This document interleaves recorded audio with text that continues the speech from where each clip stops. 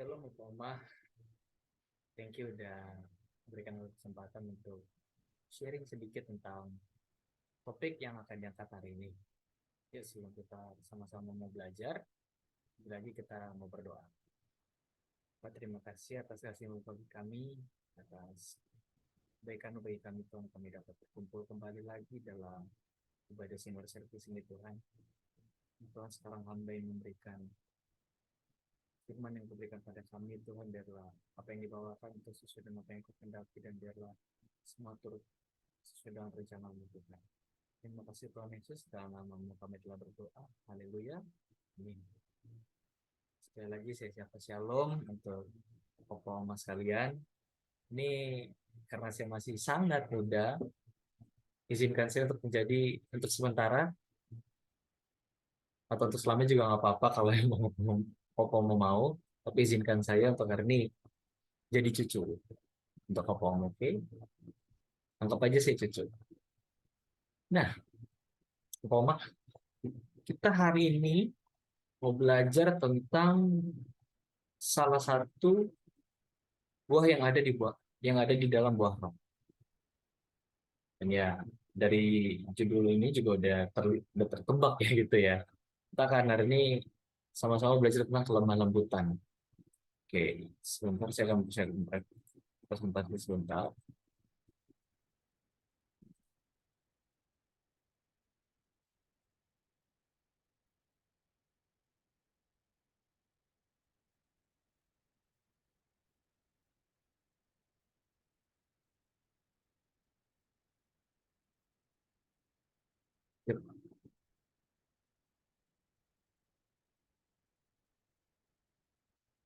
Kecil sedikit.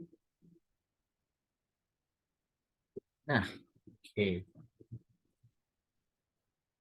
Oke. Hari kita mau belajar tentang kelemah lembutan yang ada di Galatia 5 ayat 2 sampai 23.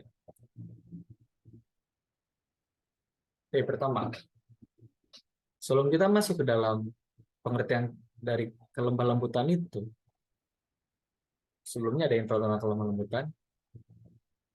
Ya, oke. Kalau belum ada yang tahu, kelemah lembutan itu kalau misalnya kita pikirkan secara general, secara harfiah tanpa memikirkan pengertian aslinya, saya rasa kita dapat berpikir kelemah lembutan itu saat bagaimana kita merespon kesalahan orang atau merespon apapun yang dilakukan orang kepada kita. Lalu kita bagaimana meresponnya, dengan kemarahan atau dengan kelemah lembutan, atau bagaimana dalam kita bersikap dalam kehidupan kita sehari-hari. Apakah lemah lembut itu terjadi, ataukah dengan mungkin emosi, atau mungkin tergesa-gesa, atau seperti apa? Mungkin itu bisa kelemah lembutan yang kita bisa definisikan dengan setelah kata mudah ya, karena kita kaitkan dengan kehidupan sehari-hari. Bagaimana Ngapa Oma saat menghadapi cucu mungkin ya, apakah menghadapi dengan kelemah lembutan atau dengan sorry amarah saat mereka melakukan mungkin memberantakin rumah atau apapun itu yang menjengkelkan ya. Bagaimana responnya? Oke, kita sama-sama mau belajar. Kita langsung masuk ke topik, apa kepentingan dari kelemah lembutan ini. Pertama, persoalan jauh lebih mudah untuk muncul karena tidak adanya kelemah lembutan. Seperti yang saya bilang tadi, saat kita menghadapi permasalahan, saat kita menghadapi situasi yang membuat kita naik darah, situasi yang membuat kita gitu greget. Saat kita menghadapinya dengan kemarahan, persoalan akan jauh lebih mudah muncul. Tapi sebaliknya, jika kita menghadapi hal tersebut, belajar menghadapi hal tersebut dengan kelemah lembutan, persoalan itu ya bukan bukan saya nggak mau bilang persoalan itu nggak bakal muncul, mungkin muncul, tapi lebih cepat untuk diselesaikan. Dan persoalan itu nggak akan berlarut-larut karena diatasi dengan kelemah lembutan, dengan kasih. Itu pertama. Kedua, lemah lembut itu tidak berarti lemah dan tak bisa apa-apa. Yap, kebanyakan orang berpikir karena lemah lembut, jadi berpikiran lemah, nggak weak, nggak ada kekuatan, nggak ada kemampuan, hanya bisa berserah aja, hanya bisa nyerah aja gitu. Pengertian orang tentang lemah. Tapi ini lemah lembut, bukan hanya sekedar lemah. Melainkan sebaliknya, orang yang lemah lembut adalah orang yang terkuat. Karena orang yang lemah lembut adalah orang yang mampu menahan emosi spontan dia, emosi panasnya dia, dan kelemah lembutan. Itu adalah orang yang terkuat. Karena yang lemah ya dirinya terkontrol oleh emosi tersebut. Dan orang yang kuat, yang lemah lembut adalah orang yang mampu mengontrol dirinya atas emosi tersebut.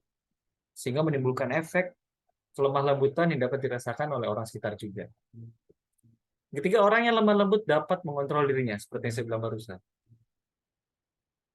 Ya kenapa ini berhubungan dengan atasnya? Karena saat seseorang bisa mengontrol dirinya, kita dapat mengatakan bahwa orang itu adalah orang yang kuat.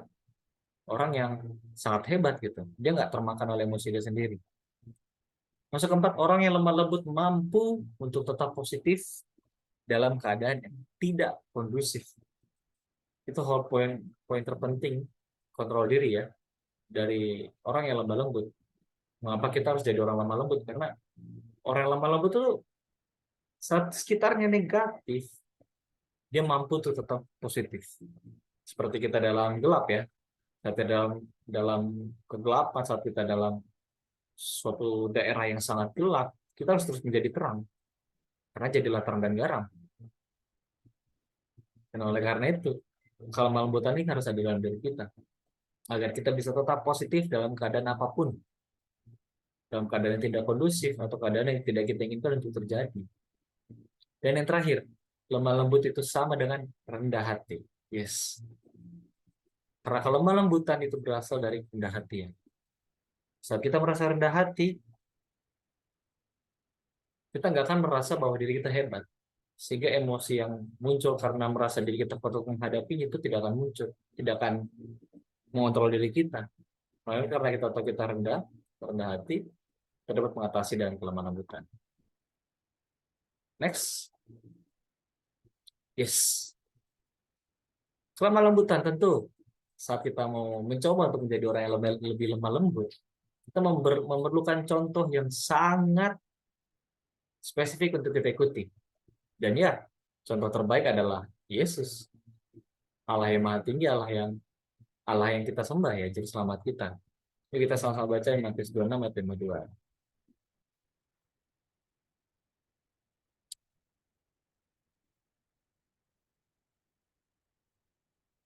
Bapak bisa baca di rumah masing-masing ya, memang mau baca. Tapi sebaiknya memang dibaca, karena untuk melatih kita dalam membaca firman juga. Matius 26 ayat 52. Maka kata Yesus kepadanya, masukkan pedang itu kembali ke dalam sarungnya, sebab barang siapa menggunakan pedang akan binasa oleh pedang. Jadi ini kasusnya saat Yesus dijual oleh Yudas ya. Dan saat itu kan mendapatkan dari ayat 49, dan segera maju mendapat Yesus berkata, salam Rabi, lalu mencium dia. Tapi Yesus berkata padanya, teman, untuk itu kan engkau datang, maka majulah mereka memegang Yesus dan menangkapnya. Tapi seorang dari mereka yang menyertai Yesus mengeluarkan tangannya, mengundus pedangnya dan meletakkan kepada hamba imam besar sehingga putus telinganya. Nah kata Yesus, masukkan pedang itu kembali kepada sarungnya, sebab orang siapa menggunakan pedang akan binasa oleh pedang. Jadi kita dapat melihat dari salah satu contoh ini ya, sebelum kita masuk ke contoh lainnya, Yesus waktu itu saat ingin dijual dan saat orang mau membela dia, jadi dia katakan, stop, jangan pernah mengunduskan pedang itu lagi. Yang harusnya kalau kita berpikir dengan logika manusia kita, apa salahnya gitu? Mau dijual ini loh kondisinya. Itu masih mending kalau yang itu kan yang tertebas kan telinga ya, kalau iya telinga kan. Nah sebenarnya dimaksudnya normalnya ya, nyawa langsung. Tapi Tuhan bilang, Yesus bilang, oh stop, jangan hunduskan pedang itu. Dalam kondisi berat pun Yesus bisa tetap positif, tetap kondusif. Kita masuk ke Lukas 23:34. Kita akan baca semua agar melatih kita dalam baca firman-Nya. 23:34. Yesus berkata, ya Bapa, Ampunilah mereka sebab mereka tidak tahu apa yang mereka perbuat dan mereka membangun untuk membagi pakaiannya. Saya rasa kita udah pernah baca, udah tahu ya tentang kalimat itu. Itu kalimat saat Yesus di kayu salib menebus menebus kita semua, dan sebelum, kalau nggak salah, sebelum nafas terakhir, sembusan terakhir, Yesus mengatakan, ya Bapa, ampunilah mereka sebab mereka tidak tahu apa yang mereka perbuat. Saya nggak mampu menjelaskannya karena itu saudara sendiri, Obama sendiri juga bisa melihat gambarannya lah ya, saat di atas kayu salib, saat ingin menghadapi namanya kematian. Bagaimana bisa gitu Yesus berkata seperti itu? Ya, namanya juga Allah kita, Allah yang super, yang jauh melebihi manusia, bisa selalu dekat dengan kita. Amin. Matius 11 ayat 9.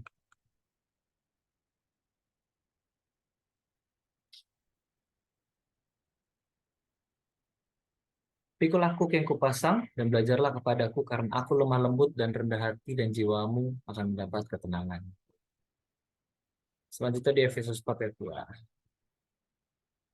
Coba dapat melihat ya saudara, maksudnya Yesus telah menunjukkan kasih, menunjukkan damai, kelemah lembutan itu dalam dirinya, dan kita harus mengikutinya karena kita adalah anak Allah, kita adalah pengikut Kristus. Efesus 4 ayat 2. Hendaklah kamu selalu rendah hati, lemah lembut dan sabar, tunjukkanlah kasihmu dalam hal saling membantu. Yep. Saat kita menjadi orang percaya, saat kita meyakinkan diri kita orang Kristen, kita harus menaati semua firman. Amin. Dan perintahnya, rendah hati, lemah lembut dan sabar. Hidup dengan kelemahan lembutan sama dengan hidup dalam roh. Mengapa begitu? Ya kita bisa lihat kalimat itu tiga ya. Kalau hidup dalam roh ya, buah roh itu, 12 buah roh.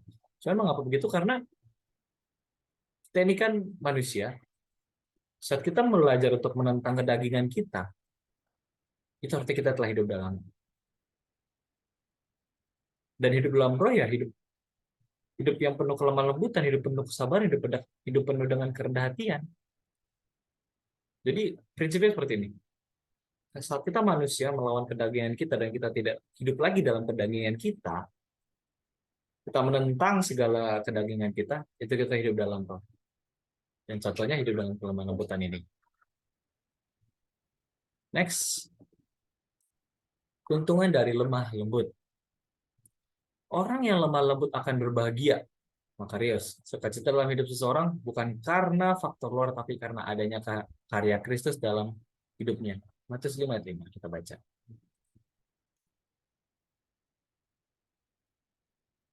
Berbahagialah orang yang lemah lembut, karena mereka akan memiliki bumi. Orang yang lemah lembut akan memiliki bumi dapat diartikan sebagai pemimpin. Jadi maksudnya kalau mudah agak sudah tangkap, saya mencoba mengartikan bahwa orang yang lemah lembut ini kan karakternya orang yang penuh dermawan, orang yang penuh sukacita. Dan sukacitanya berasal dari karya Tuhan lagi, bukan dari eksternal, bukan dari internal kita, tapi dari karya sendiri. Dan menguasai bumi itu dapat diartikan sebagai pemimpin. Jadi orang yang lemah lembut adalah salah satu karakter dari pemimpin. Dan orang yang lemah lembut pastilah rendah hati. Dan orang yang rendah hati akan ditinggikan Allah, di Filipi 2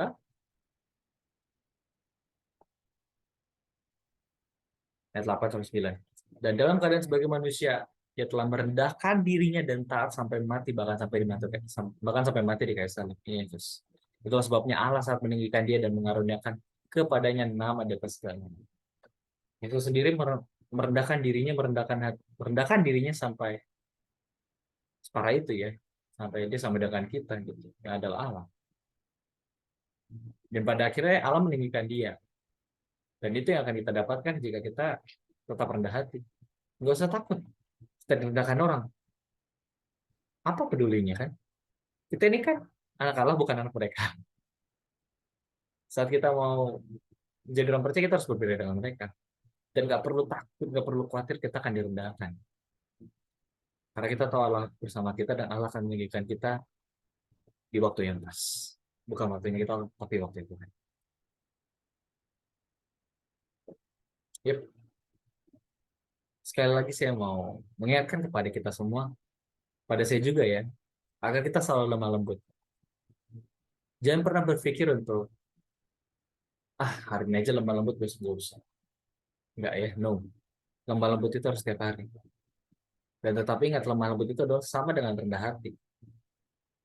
Kita mencoba untuk rendah hati, itulah kita lemah. Itulah saat dimana kita lemah lembut. Dan kelemah lembutan itu mengartikan bahwa kita hidup dalam roh.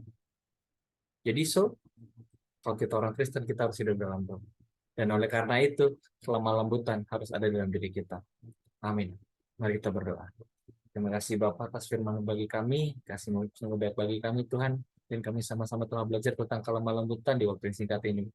Bapak, terima kasih atas kasih-Mu, dan bantulah kami agar kami bukan cuma untuk hari ini mempelajari tentang kelemah lembutan ini saja pada hari ini Tuhan, dan kami tidak melakukannya, jangan Tuhan, beri bantulah kami, bimbinglah kami untuk dapat melakukannya juga dalam kehidupan kami.